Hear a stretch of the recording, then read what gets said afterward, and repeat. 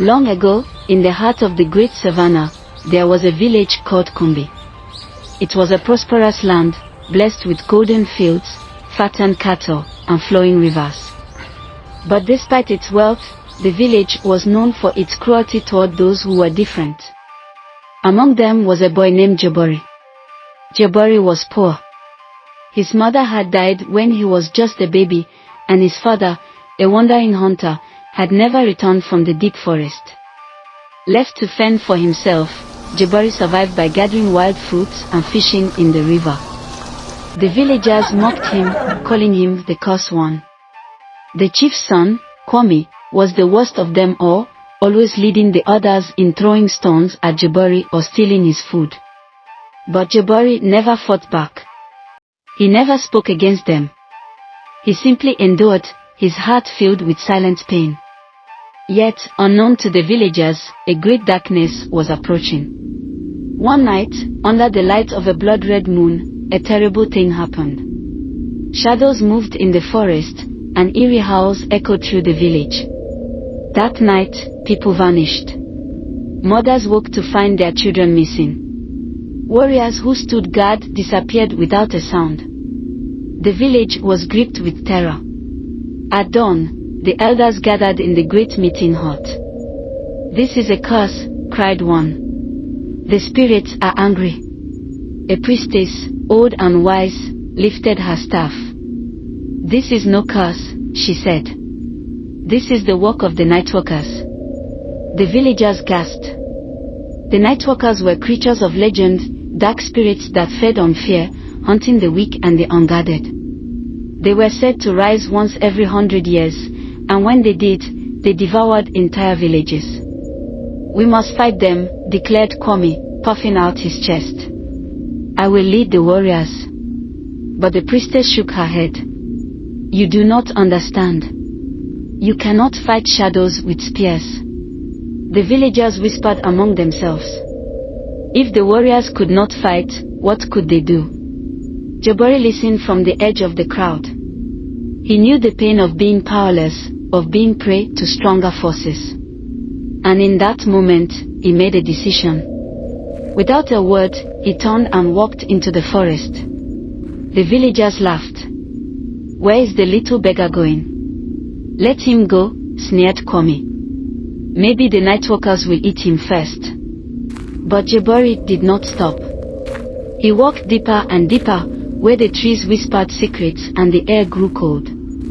He followed the footprints in the dirt, the tracks of the missing villagers. A great, black pit, hidden in the heart of the forest. Shadows slithered in and out of it like living smoke. The Nightwalkers. Jabari's blood turned to ice. But he did not run. As Jabari stepped closer, the shadows shifted, forming into towering creatures with hollow eyes and mouths filled with endless darkness. A deep voice rumbled. "Why do you come, little one?" Jabari clenched his fist. "You have taken my people." A sound like laughter rippled through the shadows. "Your people? The ones who scorn you? The ones who left you to starve?" Jabari's heart pounded, but he stood firm.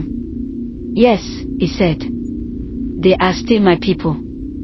The Nightwalkers hissed. "You are brave, little one. But bravery is not enough." From the shadows, a figure stepped forward.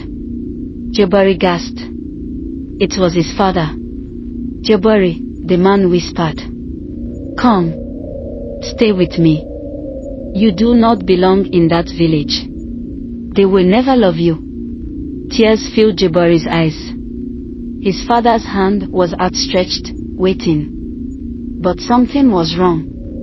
His father's eyes, once warm and kind, were empty. Jabari took a deep breath. He knew the truth. "This is not real," he said. The image of his father vanished, and the Nightwalker screamed. "You are clever, boy. But can you face the truth?" A new vision appeared. It was the village, burning. The villagers lay on the ground, lifeless. And in the middle stood Jabari, holding a flaming torch, laughing. "This is your future," The Nightwalkers whispered. They will push you too far. One day, you will destroy them.